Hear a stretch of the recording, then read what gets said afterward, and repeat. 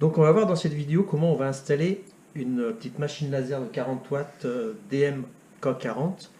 Donc pour commencer, voici tous les accessoires. On a le ventilateur d'extraction d'air, le compresseur d'air qui injecte de l'air dans la tête laser pour éviter que la lentille s'encrasse, une pompe immergée pour le refroidissement du tube laser,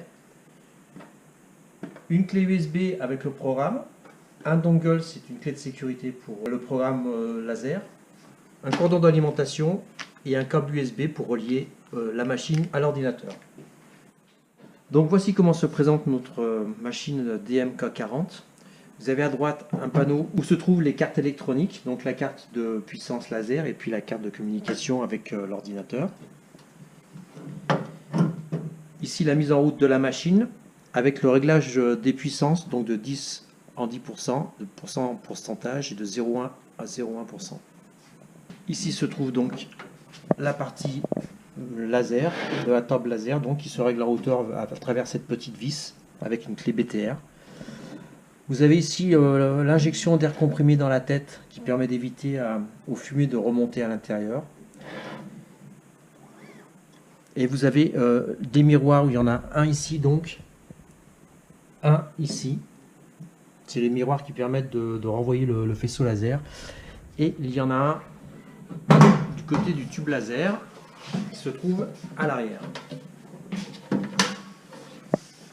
Donc un miroir ici qu'il faut nettoyer régulièrement. Donc quand vous recevez la machine, il faut déjà vérifier que le tube laser ne soit pas abîmé. Vous avez aussi ici un détecteur de débit d'eau pour protéger le tube laser en cas d'interruption du refroidissement. À l'arrière, le cordon d'alimentation qui permet d'alimenter en 220 donc la machine laser et les prises pour les accessoires.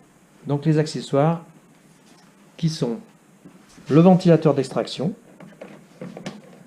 qu'on insère ici. Donc il faut visser cette vis. Donc elle est d'une clé BTR pour permettre une meilleure efficacité. Le compresseur d'air. Donc on branche tout d'abord le tuyau d'air comprimé.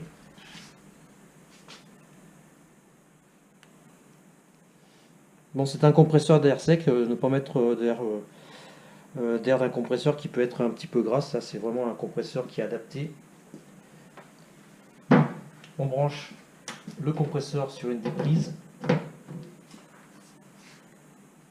Ensuite, le ventilateur d'extraction qu'on branche sur une prise aussi accessoire. Et ensuite, la pompe immergée qui se branche donc sur la troisième prise. Donc cette pompe, pour la raccorder, on a deux tuyaux. Bon, c'est un circuit fermé.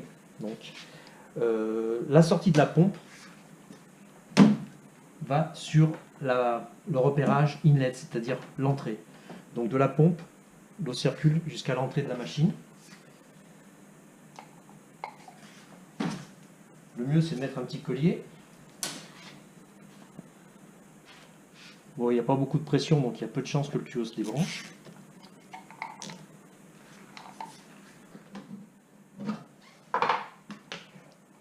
Donc on insère la pompe dans un récipient avec au minimum 5 litres d'eau déminéralisée.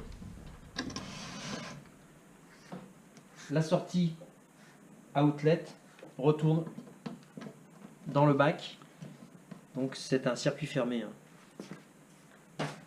Et là, pour éviter tout problème, le mieux c'est d'attacher les tuyaux ensemble pour éviter que un tuyau se débranche.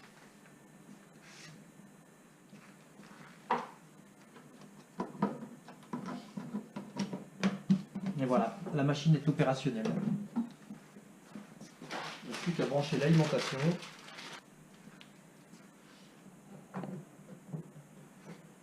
Donc bien sûr, avant de mettre en service l'équipement, il faut vérifier qu'il n'y ait pas eu de dégâts durant le transport.